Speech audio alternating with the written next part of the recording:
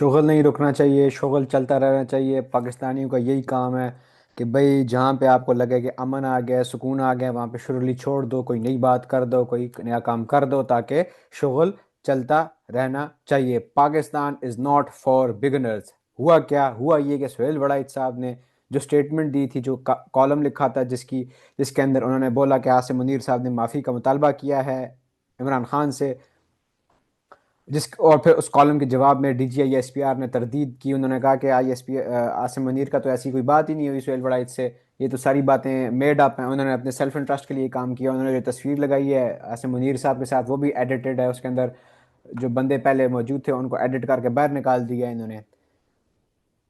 اب اس D G I S P R کی سٹیٹمنٹ کے اوپر کہ عاصم منیر نے ایسے کوئی بات نہیں کی، معافی کا مطالبہ نہیں کیا، سہیل وڑائچ صاحب نے پھر ایک کالم لکھا ہے۔ وہ کالم کیا ہے؟ آئیے پڑھتے ہیں۔ بڑی سیاست اور ادنا صحافتی کارکن، تحریک انصاف اوورسیز کے سب سے بڑے اور ہونہار رہنما زلفی بخاری صاحب نے فرمایا، سہیل وڑائچ از ڈسٹرائڈ، سہیل وڑائچ تباہ ہو گیا۔ میرے خلاف پی ٹی آئی ٹرولز اور ڈالر کمانے والے ویلاگرز کی جانب سے ٹاؤٹ، فوجی کا ایجنٹ، باتھ روم دھونے والا کہہ کر چلائی جانے والی مہم کا میں نے بطور صحافتی روایت 5 دن تک جواب نہیں دیا، اور نہ ہی میرے 40 سالہ صحافتی تاریخ کو مسخ کرنے والوں کو جواب دوں گا۔ انہوں نے کہا کہ میں کوئی جواب نہیں دوں گا۔ ذاتی الزامات کے حوالے سے کسی تبصرے اور جواب کی ضرورت نہیں، آنے والا وقت اور لکھی جانے والی تاریخ ہر معاملے کو واضح کر دے گی۔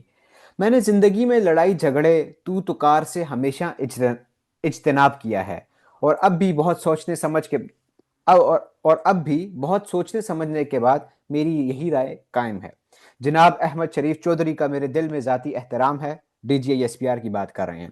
ذاتی ملاقاتوں میں وہ بہت خوشگوار ہیں، مگر انہوں نے جن باتوں کی تردید کی ان کا ذکر مذکور کالم میں نہیں تھا۔ شاید انہوں نے غلط فہمی کے بنیاد پر بات کی۔ سہیل وڑائچ صاحب کا یہ کہنا ہے اس کالم کے اندر کہ بھائی انہوں نے جن باتوں کی تردید کی ہے وہ باتیں تو میں نے کی نہیں ہے سرے سے، کالم کے اندر ایسی بات تو میں نے کوئی کی نہیں ہے جو وہ انہوں نے مجھ سے ایسوسیٹ کی ہے۔ کیا باتیں؟ آئیے دیکھتے ہیں۔ شاید انہوں نے غلط فہمی کی بنیاد پر بات کی، اور اس کالم میں میرا کوئی ذاتی فائدہ ہو سکتا ہے۔ اگر اس حوالے سے کوئی سوال اب بھی موجود ہے تو میں اس کی وضاحت کے لیے ہمیشہ حاضر ہوں۔ انہوں نے مستند طور پر فرمایا کہ فیلڈ مارشل نے کوئی انٹرویو نہیں دیا۔ میرے پورے کالم کو دوبارہ پڑھ لیں، اس میں کہیں لفظ انٹرویو استعمال ہی نہیں ہوا۔ میرے کالم کا عنوان ہی پہلی ملاقات ہے، اور میرے کالم کا عنوان ہی پہلی ملاقات ہے، نہ کچھ اس سے زیادہ نہ اس سے کم۔ میں نے کہیں نہیں لکھا یہ 1-to-1 ملاقات تھی۔ جس تقریب میں 800 حاضرین موجود تھے، نہ تو وہاں اور نہ ہی چند لوگوں کے سامنے کھانے پر ہونے والی گفتگو آف دی ریکارڈ تھی۔ وہ یہ کہہ رہے ہیں کہ وہاں پہ جتنی بھی باتیں ہوئی تھی کوئی بھی آف دا ریکارڈ نہیں تھی، ساری باتیں لوگوں کے سامنے ہو رہی تھی۔ 800 لوگ تھے، کھانا تھا، لوگ سب مل جل کے وہاں پہ بات چیت کر رہے تھے۔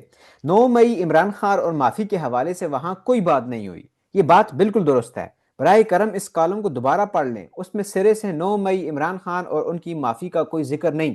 میں نے صرف ایک فقرہ لکھا کہ سیاسی مصالحت کے حوالے سے انہوں نے قرآن کی آیات اور ان کا ترجمہ پیش کیا۔ اب لوگوں اور ٹرولز نے اس سے کیا تاثر لیا وہ ان کی مرضی ہے۔ تو وہ یہ کہہ رہے ہیں کہ بھائی 9 مئی اور سیاسی مصالحت اور معافی تلافی کی تو کوئی بات ہی نہیں ہے، میں نے تو صرف سیاسی مصالحت کی بات کی اور معافی کی بات کی، اور انہوں نے قرآن کا حوالہ دیا کہ جو معافی مانگتے ہیں وہ شیطان نہیں ہوتے، وہ فرشتے ہوتے ہیں، جو معافی نہیں مانگتے وہ شیطان ہوتے ہیں۔ عمران خان کی تو بات ہی نہیں ہوئی، اور صحیح بات ہے کہ کوئی بات نہیں ہوئی، اور میں نے اپنے کالم میں بھی ایسی کوئی بات نہیں لکھی۔ سہیل وڑائچ صاحب یہ کہہ رہے ہیں۔ گویا جن پوائنٹس کے اتنے بڑے پیمانے پر تردید کی ان کا تو ذکر فسانے میں کہیں تھا ہی نہیں۔ کسی کے اپنے ذہن میں ہو تو وہ اس کی مرضی پر منحصر ہے۔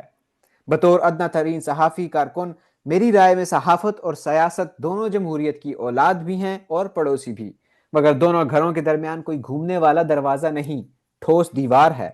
اس مقدس دیوار کو پھلانگے بغیر عبور نہیں کیا جا سکتا۔ بدقسمتی سے سیاسی کارکنوں نے صحافت کی دیوار پھلانگ کر اس کے سین کو رستہ بنا لیا ہے۔ استاذی نصرت جاوید اقبال کے استاذی نصرت جاوید کے بقول ذات کا رپورٹر ہوں، اس لیے میری حدود صحافیانہ ہیں۔ جو سنا اور جو دیکھا اس کو لکھ دیا۔ فیلڈ مارشل سے پہلی ملاقات کا احوال لکھنے پر تحریک انصاف کے نظریاتی لیڈر اور میرے دیرینہ مہربان شہباز گل اور ملک کے جاں باز ہیرو فیصل واوڈا دونوں آپس میں واپسی اسی ایک صفحے پر آ گئے۔ جب کبھی دونوں میں محبت عمران مشترک ہوا کرتی تھی، دونوں میرے کالم کو مسترد کرتے رہے۔ انقلابی حماد اظہر، نونی متوالے اور جیلے سبھی مجھے خوشامدی اور جنگ جیو کو غیر ذمہ دار قرار دے رہے ہیں۔ میں اقرار کرتا ہوں کہ ان سب مہربانوں کے الزامات 100% سچے ہیں۔ میں پرانا عادی مجرم ہوں۔ ان سب کا میرے خلاف اکٹھا میری سیاہکاری اور ان کی نیکوکاری کو ثابت کرتا ہے۔ میں ایک ادنا اور عاجز کالمکار ہوں، جبکہ میرے نکات، عہدے، رتبے اور عظمت میں مجھ سے کہیں بلند تر ہیں۔ میں اقرار کرتا ہوں کہ میرے گناہوں کی ابتدا آج نہیں ہوئی، اب جب کہ میں ماتوب، خوشامدی، غدار، ٹاؤٹ اور غیر ذمہ دار ٹھہرا ہی گیا ہوں، تو باقی جرائم کا اعتراف بھی کر لوں تاکہ کبھی سزا اکٹھی مل ہی جائے۔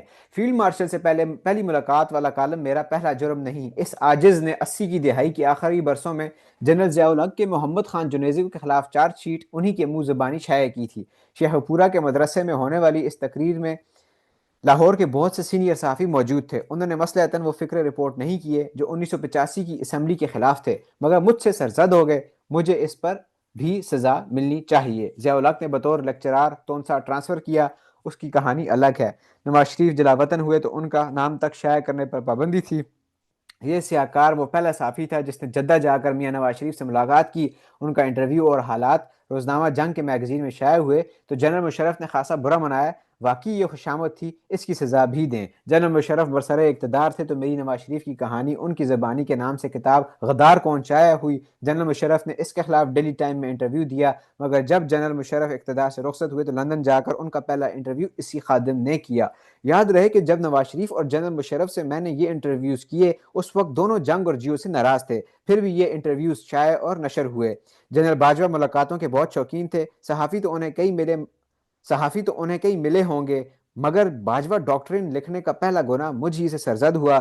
پہلے روز جنرل باجوہ اس تحریر سے خوش ہوئے، مگر ایک ہفتے بعد اس قدر ناراض ہوئے کہ وہ دن اور آج کا دن کبھی ملاقات تک نہیں ہوئی۔ نواز شریف کے دورے نصف نہار پر پارٹی از اوور لکھا تو نون ناراض ہو گئی اور جھوٹا قرار دے دیا۔ عمران خان کی حکومت کے بارے میں لکھا یہ کمپنی نہیں چلے گی تو انصافی ناراض ہو گئے۔ واقعی اس عاجز کے گناہ بے شمار ہیں۔ ڈاکٹر قدیر خان کا فٹ پاتھ پر بیٹھ کر آخری انٹرویو بھی میں نے کیا، وہ جو ہم ایک دن جیو کے ساتھ کا انٹرویو یوٹیوب پہ اکثر ہم دیکھتے ہیں، اس کی سزا بھی اب واجب ہے۔ باقی رہی برسلز کی ملاقات، اس حوالے سے قرآن آیات، معافی، فرشتے اور شیطان کی گفتگو، یہ فیلڈ مارشل کی تقریر کا ایک ٹکڑا تھا۔ Now this is a clarification some sort of کہ انہوں نے کہا کہ یہ جو باتیں میں نے لکھی یہ ایک ان کی تقریر کا ٹکڑا تھا۔ انہوں نے اسپیچ کے اندر یہ بات کی عاصم منیر نے، جو اس کی مرضی تعویل گھڑ لیں یہ آپ کی مرضی ہے۔ مطلب وہ یہ کہہ رہے ہیں کہ آپ اس کی جو مرضی انٹرپریٹیشن کر لیں، جو اس کی مرضی کا مطلب اس کا مطلب نکالیں، وہ آپ کی مرضی ہے۔ میری ذاتی خواہش مصالحت اور ملکی استحکام کی ہے، حالانکہ مجھے 2.5 سال سے جو بھی معلومات حاصل ہیں اس کے مطابق مفاہمت، معافی اور کسی معاہدے کی دور دور تک گنجائش نہیں۔ لیکن کیا کوئی گناہ گار اپنی خواہش کا اظہار بھی نہ کرے؟ تو وہ ایک پرسنل لیول پہ ایک بات کر رہے ہیں کہ یہ میری خواہش ہے کہ مفاہمت ہو، مصالحت اور معاملات آگے بڑھیں، لیکن اگین وہ یہ کہہ رہے ہیں کہ 2-2.5 سال ہو گئے لیکن ایسی کوئی چیز نظر نہیں آ رہی کہ مفاہمت ہوگی، مصالحت ہوگی، کوئی گپ شپ ہوگی ان کی آپس میں، عمران خان کی اور عاصم منیر کی، ایسا چانس نظر نہیں آ رہا۔ اور لیکن مجھے تو اپنی خواہش کا اظہار کرنے کی اجازت ہونی چاہیے نا، وہ یہ کہہ رہے ہیں سہیل وڑائچ صاحب۔ اس لیے منفی سوچ اور منفی ہٹ گھنٹوں سے کچھ مثبت برآمد نہیں ہو سکتا۔ نیگیٹو سوچ، نیگیٹو باتوں، نیگیٹو چیزوں سے کوئی فائدہ حاصل نہیں ہوگا۔ فرض کریں اگر کسی کو میری بات سے اختلاف ہے تو کیا مجھے کہنے کا اختیار بھی نہیں؟ کیا یہ فاشسٹ رویہ نہیں کہ دوسروں کو الزامات اور دھمکیوں سے دبایا جائے؟